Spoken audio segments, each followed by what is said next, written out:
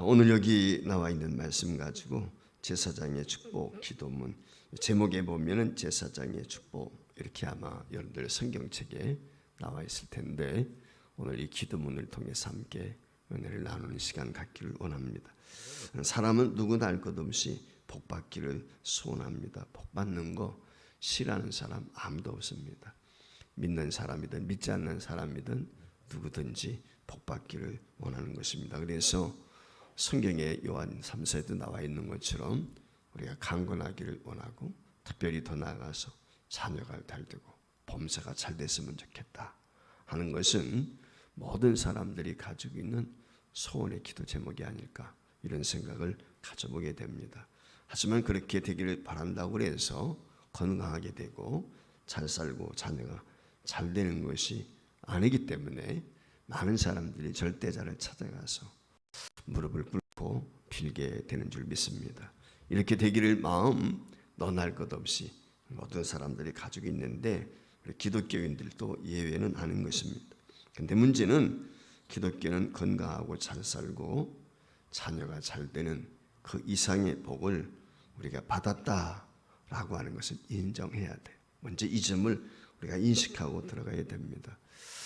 예수 믿은 지 꽤 되었고 예수 신앙 경력이 있음에도 불구하고 잘 살기를 원하고 건강하기를 원하고 자녀들이 잘 되기를 원하는 출세하기를 원하는 이런 기도의 제목을 드린다면 아직은 좀 미성숙한 신앙인이 아닐까 이런 생각을 가져오게 됩니다. 물론 우리가 잘 살아야 되고 건강해야 되고 자녀들도 잘 돼야 되지만 그 이상의 것들을 우리가 추구할 수 있는 그런 믿음의 사람들이 돼야 되는 것이죠. 이 바울 사도 그러면 여러분들이 아시겠지만은 바울이 예수님을 만나기 전에는 사울이라는 이름을 가지고 있었는데 이 사울이라고 하는 사람은 세상 사람들이 부러워할 만큼 모든 것을 갖춘 사람이라고 이야기할 수 있습니다.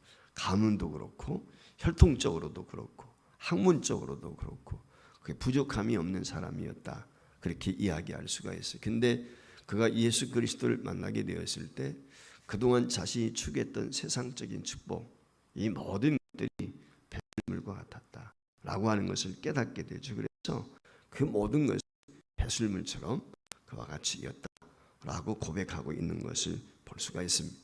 예수님을 만나고 난 후에 이 사울이라고 하는 사람 이름이 바울로 바뀌잖아요. 바울의 이름은 작은 자라는 것이고 사울이란 말은 스스로 큰 자예요. 한마디로 말하면 자고했던 자죠. 교만한 그런 마음을 가지고 있던 사람인데 예수님을 만나게 되니까 이름도 바뀌게 되어서 이름이 바뀌게 되었다는 말의 의미는 가치관이 달라졌다는 거예요. 생각이 달라진 것입니다. 삶의 양태가 달라졌다는 거예요.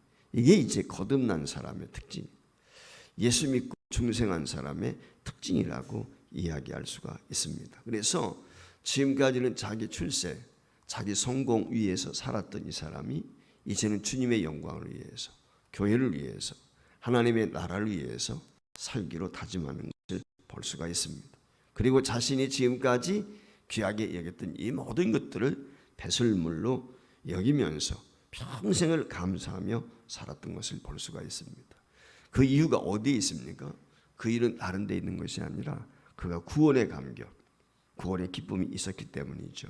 그래서 바울 사도는 데살로니가 교회를 향해서 데살로니가후서 2장 13절 말씀에 보면 이렇게 권면하고 있습니다. 우리가 항상 너희에 관하여 마땅히 하나님께 감사할 것은 진리를 믿음으로 구원을 받게 하심이라 그렇게 이야기했어요. 여기 말씀에 보면 내가 너희를 향해서 감사하다. 그 이유는 뭐예요?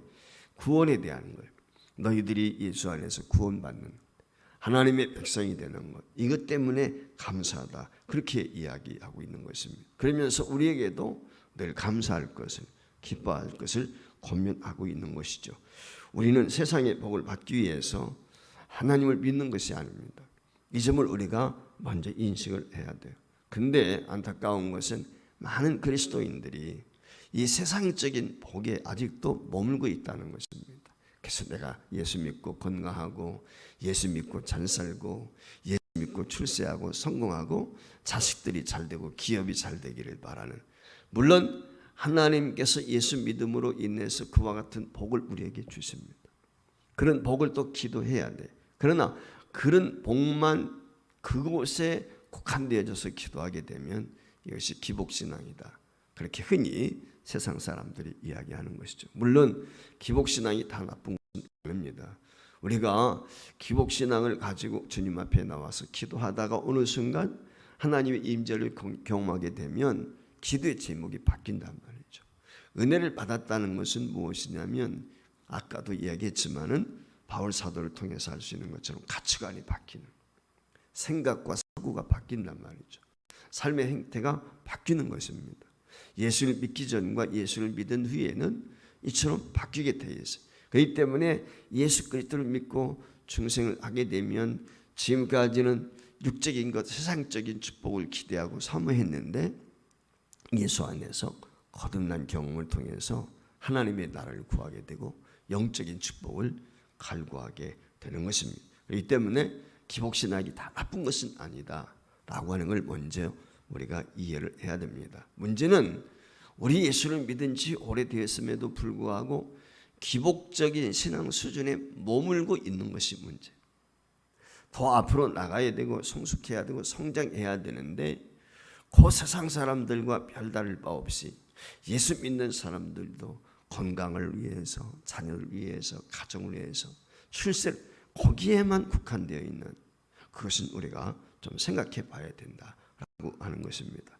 그래서 오늘 우리는 예수를 믿고 나서 구원의 감격과 기쁨을 가지고 하나님 앞에 감사함으로 나갈 뿐만 아니라 더 나아가서는 내가 예수 그리스도 안에서 누리는 그 감격과 기쁨을 이웃들도 누릴 수 있도록 그들을 향해서 우리가 받은 바 복을 가지고 세상 가운데 나가야 된다는 것입니다.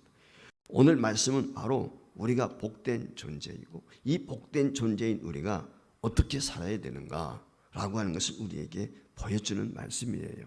잘 알고 있는 것처럼 오늘 여기 말씀은 하나님께서 모세를 통해서 아론과 제사장들에게 주신 축복의 내용이죠. 흔히 제사장의 축복이다 그렇게 이야기를 하는데 오늘 여기 제사장들인 그들이 어떻게 하나님의 백성을 위해서 축복할 것인가, 그걸 지금 말씀을 하고 있어요.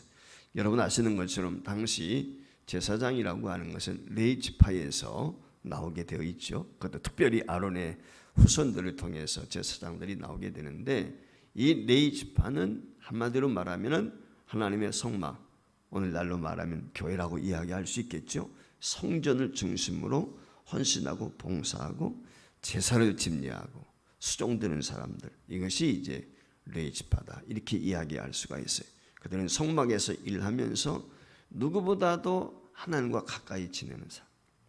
교회에서 헌신하고 수고한다는 말의 의미는 오늘날로 바꾸어 말하면 누구보다도 하나님의 뜻이 무엇일까, 하나님이 원하시는 것이 무엇인가, 하나님의 음성을 사모하고 하나님의 뜻을 살피는 사람이다. 그렇게 이야기할 수가 있어요. 그래서 오늘 여기 나와 있는 이 말씀처럼 하나님의 생각, 하나님께서 자기 백성들에게 무엇을 원하시는가, 이것을 제사장들은 이해하고 있어야 된단 말이죠. 그래서 하나님의 뜻을 백성들에게 전해줄 수 있고 그들을 축복할 수가 있는 것이죠. 우리가 잘 알고 있는 것처럼 성경 말씀에 보면 하나님은 우리를 축복하시기를 원하십니다. 여러분 창세기 1장 28절 말씀에 보면 하나님께서 사람을 지으셨단 말이에요. 우주 만물 모든 것을 지으시고 마지막 사람을 지으시고 어떻게 했습니까? 하나님이 그들에게 복을 주셨다. 하나님이 복 주시길 원하십니다. 그러니까 하나님께서는 사람에게 복을 주시는 마음, 그 마음은 창세기 때 나와 있는 그 마음이나 지금이나 조금도 다르지 않다. 지금도 하나님은 모든 사람이 복받기를 원하시는 것입니다. 하나님은 사람이 죄를 짓고 에덴 동산에서 쫓겨나서 망하게 되었을 때 어떻게 합니까? 안타까운 마음을 가지고 독생자 하나밖에 없는 예수 그리스도, 그분을 이 땅에 보내주시어서 그를 믿음으로 저와 여러분을 구원해 주시지 않습니까? 이것이 요한복음 3장 16절 17절에 기록된 내용의 말씀이란 말이에요. 이처럼 하나님께서는 예나 지금이나 변함없이 저와 여러분들을 축복하시기를 원하십니다. 한마디로 말하면 이처럼 하나님은 세상을 사랑하십니다. 즉 사람을 사랑하시는 것입니다. 그래서 하나님은 당신을 섬기는 이 제사장들에게 하나님의 그 마음을 가지고 사람들을 축복하라. 그렇게 오늘 여기 말씀을 하고 있는 것입니다. 오늘 본문의 이 명령은 하나님의 마음을 담은 명령이고 하나님이 그런 복을 주시겠다라고 하는 강력한 하나님의 의지가 표현되어져 있는 그런 내용의 말씀입니다. 이렇게 우리가 이해할 수 있습니다. 그러면 하나님이 제사장에 주신 축복 기도문의 내용이 무엇입니까? 어떻게 축복하라고 오늘 여기 말씀을 하고 있습니까? 첫 번째 축복의 내용이 하나님을 지켜주신다는, 하나님을 보호해주신다는. 오늘 여기 24절에 보면 여호와는 내게 복을 주시고 너를 지키시기를 원하신다. 우리를 복 주시는데, 축복하시는데 지켜주신다 라고 이렇게 이야기를 하고 있거든요. 그러니까 하나님은 우리에게 복을 주시기를 원하는데 구체적인 복이 무엇이냐 라고 했을 때 그것이 바로 지켜주시는 복이라는 거예요. 우리가 구약성경에 보면 룻기라고 하는 책이 있죠. 몇 장 되지 않지만 이 룻기는 사사시대에 일어났던 내용의 말씀인데, 그 사사시대 왕이 없던 그 시대에 이 룻기서에 보면 아비멜렉이라고 하는 사람이 예루살렘에 살고 있었다, 베들레헴에 살고 있었단 말이죠. 참 엘리멜렉이. 근데 이 베들레헴에 살고 있던 엘리멜렉이 자기 아내 나오미와 더불어서 두 아들을 데리고 모압 땅으로 이주를 하게 됩니다. 그 이유는 뭐냐면 자신이 살고 있던 베들레헴에 기근이 들어서 그랬어요. 그래서 그 흉년을 피해 가지고 좀 풍족하다고 생각이 되어지는 모압 땅으로 이주를 했습니다. 그곳에 이주를 해가지고 두 아들들 결혼도 시켰어요.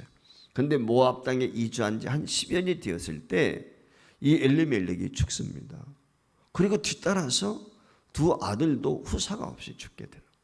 그래서 나오미의 가정에는 나오미와 두 자부만 남게 되는데, 큰 자부 이름이 여러분 잘 아시는 것처럼 오르바라는 사람이고 두 번째 자부가 룻입니다.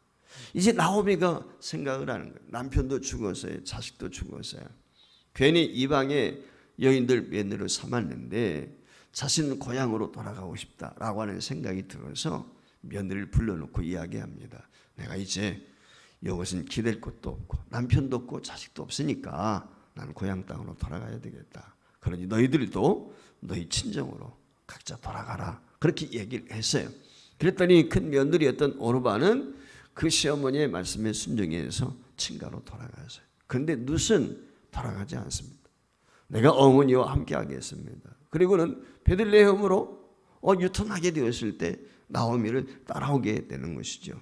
그 나오미를 따라온 이 룻을 보고 그 베들레헴에 살고 있던 유력자인 보아스라고 하는 사람이 그와 같이 축복하는 내용이 룻기서 2장 12절 말씀에 보면 있습니다. 뭐라고 이야기합니까? 여호와께서 내게 행한 일을 보답하시기를 원하며 이스라엘 하나님 여호와께서 그의 날개 아래 보호를 받으러 온 내게 온전한 상 주시기를 원하신다. 한마디로 말하면 나오미의 그 나이도 들고 늙어서 기운도 없고 이제 혼자 살아가야 될 그 과부 시어머니, 자신도 과부이지만 남편이 죽었으니까 그럼에도 불구하고 그 나이 드신 어머니를 생각해서 자기 희생을 감수하고 이방인데 이방 나라까지 따라왔단 말이죠. 그 따라온 행위에 대해서 보답하기를 원한다. 갚아주시기를 원한다. 그러면서 하는 말이 내가 이 하나님 이 땅에 온 것은 여호와의 날개에 심기 위해서 피하기 위해서 온 것이다. 이렇게 이야기를 하는 거예요. 그러면서 축복하는 것을 볼 수가 있습니다. 저는 이 말씀을 보면서 그런 생각이 들어요. 하나님의 날개 아래 피한다. 쉼을 얻는다. 이건 나오미와 룻에게만 해당되는 말씀은 아니라고 생각해요. 우리 모두에게 해당되는 말씀이죠. 하나님의 보호하심, 하나님의 그늘 아래 저와 여러분이 거해야 되는 것입니다. 우리가 시편 120편 말씀에 보면 특별히 3절 4절 말씀에 이런 내용의 말씀이 들어있거든요. 여호와께서 너를 실족하지 아니하게 하시며 너를 지키시는 이가 졸지 아니하시로다. 이스라엘 지키시는 이는 졸지도 아니하시고 주무시도 아니하시로다. 졸지도 않고 주무시도 않는다. 하나님은 불꽃 같은 눈치로 저와 여러분을 살피시고 지켜주시기를 원한다는, 한마디로 우리를 보호해 주시기를 원하신다. 이게 하나님인 것입니다. 그래서 저와 여러분을 지금부터 영원까지 우리의 출입을 지키세요. 영원토록 보호해 주시고, 그게 하나님인 것입니다. 오늘 하나님께서는 제사장들을 이렇게 축복하라, 그렇게 명령을 하고 있어요. 그리고 우리에게도 주신 말씀이에요. 한마디로 말하면 저와 여러분은 영적인 제사장이 아니겠어요? 베드로서에 나와 있는 것처럼. 그러니까 오늘 우리에게도 축복권이 있어요. 아론과 그의 아들들이 이스라엘 백성들을 축복했던 것처럼 우리도 피차 축복해야 돼요. 어떻게 축복해야 됩니까? 하나님이 당신을 지키십니다. 하나님께서 나와 함께하는 것처럼 당신과 함께 하십니다. 이게 우리가 인사할 때 그렇게 해야 돼요. 하나님은 당신을 지키십니다. 우리 한번 인사해 볼까요? 옆 사람한테 그렇게 인사 한번 해봤으면 좋겠어요. 한번 해보세요. 하나님은 당신을 지키십니다. 할렐루야. 믿습니까? 그렇습니다. 하나님이 나를 지키신다는 확신이 있으면 이 믿음을 가지고 타인을 축복할 수 있어요. 하나님은 당신을 지키십니다. 오늘 이게 중요한 거예요. 코로나19로 힘든 세상에서 이 말이 얼마나 서로에게 위로가 되겠습니까? 다시 한번 우리 옆 사람에게 인사합니다. 하나님은 당신을 지키십니다. 할렐루야. 예, 코로나 상황에서도 어떤 상황 가운데서도 하나님이 나를 지키신다. 이 믿음이 우리로 하여금 두려움으로부터 자유케 하시는 것입니다. 그러니까 오늘 제사장들이 명령하신 이 말씀이 얼마나 귀한지 알 수가 없어요. 오늘 우리도 이 말씀을 의지하고 험한 이 세상에서 두려워하지 않고 하나님이 나를 지키신다, 동시에 너를 지키신다 라고 하는 믿음 가지고 피차 축복할 수 있기를 주의 이름으로 축원을 드립니다. 두 번째는 오늘 여기 25절 말씀에 나와 있는 참 말씀처럼 무엇입니까? 그 얼굴을 내가 비추사 은혜 베푸시기를 원한다. 하나님은 은혜 주시기를 원하시는 분이십니다. 오늘 하나님께서는 제사장들에게 하나님께서 은혜 베푸시기를 원한다, 은혜 주기를 원한다, 그렇게 선언하도록, 축복하도록 한 것입니다. 여러분, 하나님의 은혜가 얼마나 큽니까? 우리가 출애굽기 34장 7절 말씀에 보면은 그 하나님의 은혜가 어떤 것인지 우리에게 가르쳐주고 있어요. 같이 읽어볼까요? 인자를 천대까지 베풀며 악과 과실과 죄를 용서하리라. 그러나 벌을 면제하지는 아니하고 아버지의 악행을 자손 3세대까지 봉. 이게 무슨 일? 의인에게는 천대 이른 놀라운 축복을 주신다. 근데 악을 행하면, 범죄 가운데 처하면 3, 4대까지 그 벌을 받는. 여러분, 천대라고 하는 것이 한번 생각해 보세요. 천대는 어느 정도 될까요?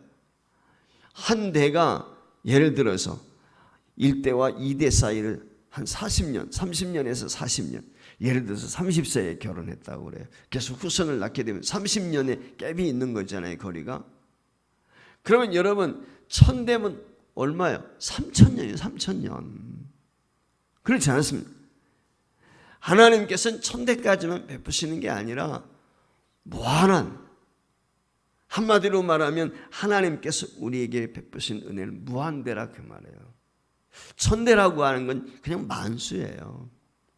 근데 하나님께서 벌을, 죄를 지게 되었을 때 그 벌은 3, 4대까지 베푼다.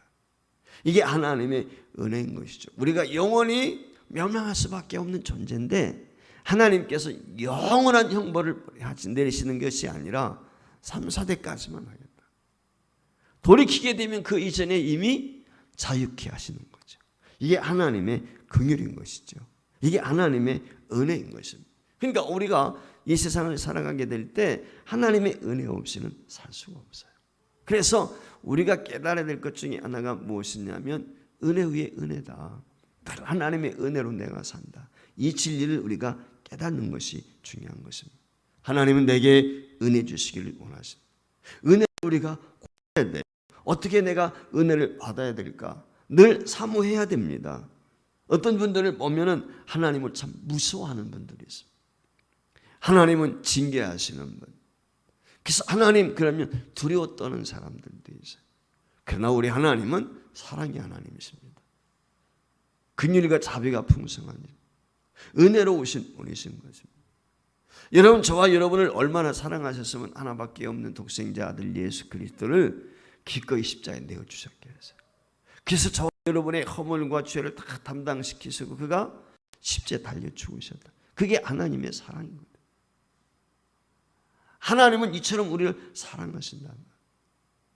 하나님께서 우리를 사랑하시는데 어떻게 사랑하십니까? 어머니가 자식을 사랑하는 것 같아요. 여러분, 엄마가 자식을 낳게 되면 어때요? 어떻게 하면든지 그 자식의 그 보살피우기 위해서 애쓰고 노력하고 사랑을 베풀고 그러지 않습니까? 모든 것을 희생합니다. 우리 하나님이 그런 거예요.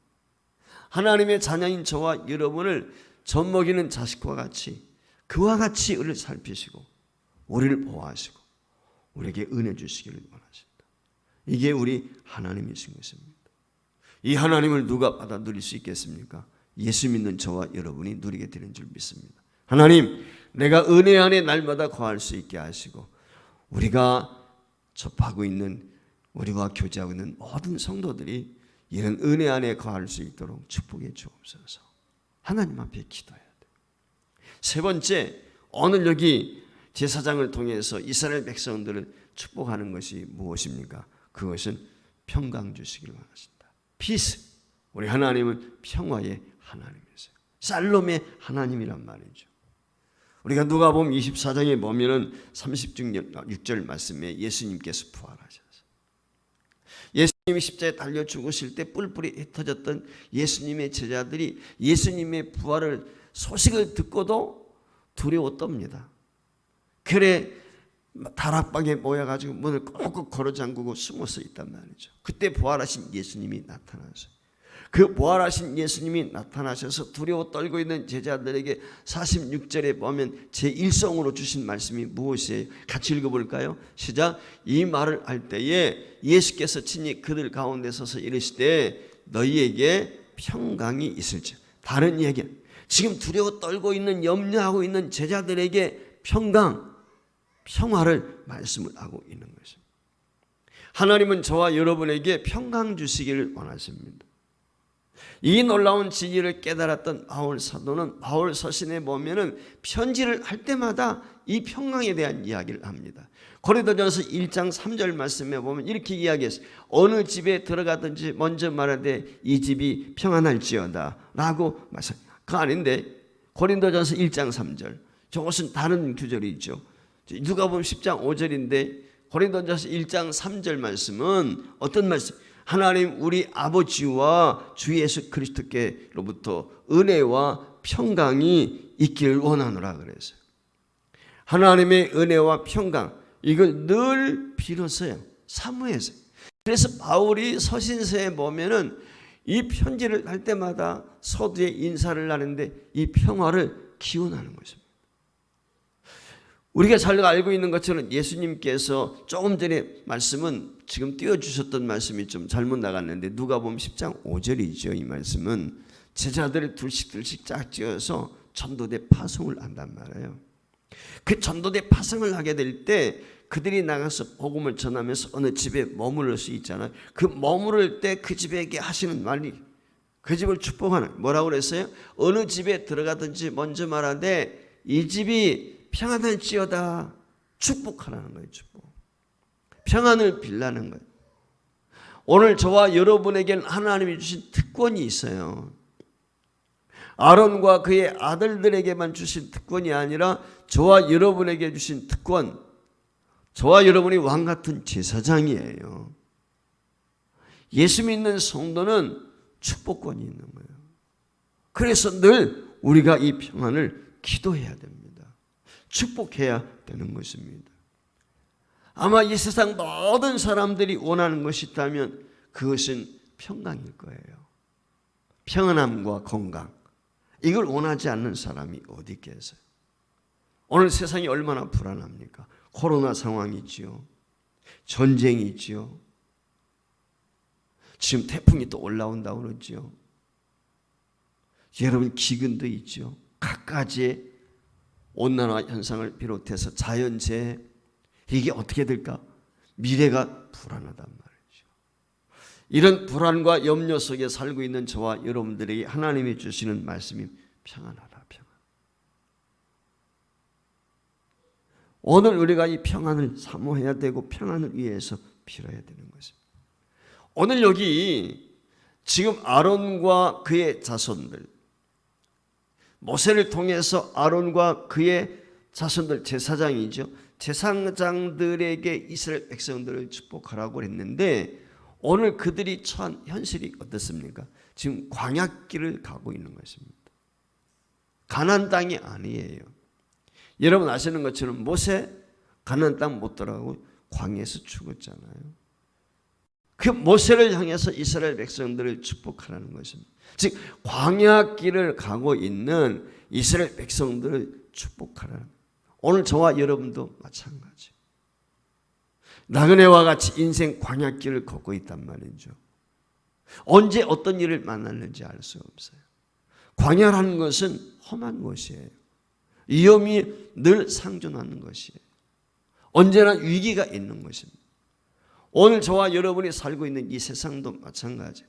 광야와 같은 세상이기 때문에 언제나 위기가 상존합니다. 어떤 일을 만날는지 아무도 예측할 수 없어요. 여기에 절대적으로 우리에게 필요한 것이 무엇이겠어요? 하나님의 은혜요, 하나님의 긍휼이요, 하나님의 자비인데 바로 평안의 복인 것이죠. 이 복이 있기를 우리가 하나님 앞에 기도해야 되는 것입니다.